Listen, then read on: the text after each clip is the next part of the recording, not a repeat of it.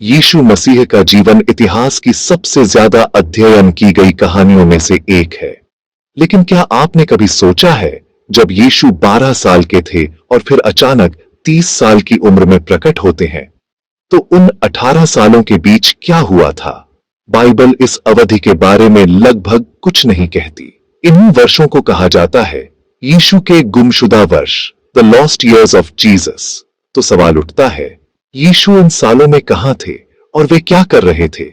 आइए इस रहस्य को साथ मिलकर समझने की कोशिश करें, यहीं फेथ एक्सप्लोरर हब पर। यीशु मसीह का जीवन इतिहास की सबसे ज्यादा अध्ययन की गई कहानियों में से एक है।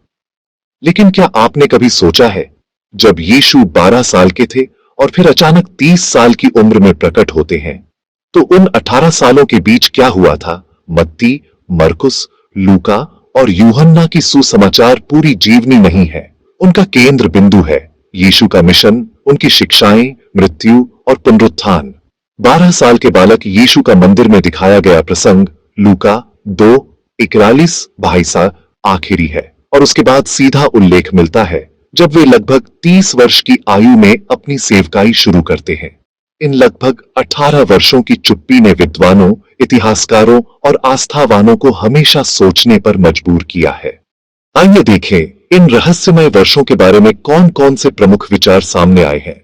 पहला सिद्धांत, यीशु नासरत में शांत जीवन जी रहे थे। सबसे सामान्य और बाइबल संगत विचार यही है कि यीशु नासरत में अपने परिवार के साथ रहे और एक बढ़ई के रूप में काम करते रहे। लोग उन्हें बढ़ई का बेटा मत्ती 13:50 कहते थे। संभावना है कि वे सादगी और परिश्रम भरा जीवन जी रहे थे।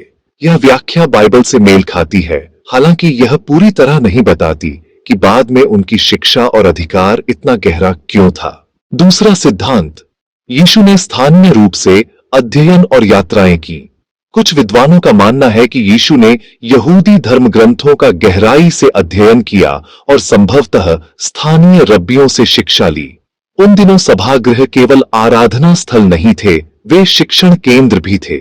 इसलिए यह समझना आसान है कि यीशु बाद में धार्मिक नेताओं से इतनी आत्मविश्वास के साथ संवाद क्यों कर सकते थे। हालांकि इसका कोई प्रत्यक्ष ऐतिहासिक प्रमाण नहीं मिलता। तीसरा सिद्धांत, यीशु ने दूर देशों की यात्रा की। कई कथाओं में कहा गया है कि यीशु भारत, मिस्र, फारस या तिब्बत गए और वहां के आध्यात्मिक गुरुओं से सीखा। इन कहानियों में यीशु की शिक्षाओं और पूर्वी दर्शन के बीच समानता बताई जाती है, लेकिन इतिहासकारों के अनुसार ये केवल लोक कथाएं हैं जिनका कोई ठोस प्रमाण नहीं है और जो उनके निधन के सदियों बाद उभरी। चौथा सिद्धांत, दैवी तैयारी का काल। कुछ लोग मानते हैं कि यीशु ने ये वर्ष एकांत में ईश्वर के मार्गदर्शन में आत्मिक तैयारी के लिए बिताए। यह दृष्टिकोण बताता है कि ये गुमशुदा वर्ष वास्तव में उनकी आने वाली सेवकाई की तैयारी का समय थे, परमेश्वर की योजना का हिस्सा।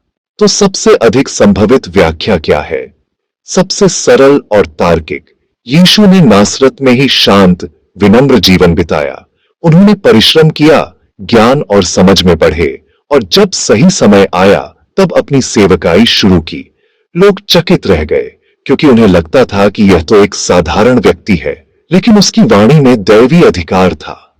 यीशु के गुमशुदा वर्षों की यह कहानी हमें एक गहरा संदेश देती है। परमेश्वर अक्सर चुपचाप कार्य करते हैं।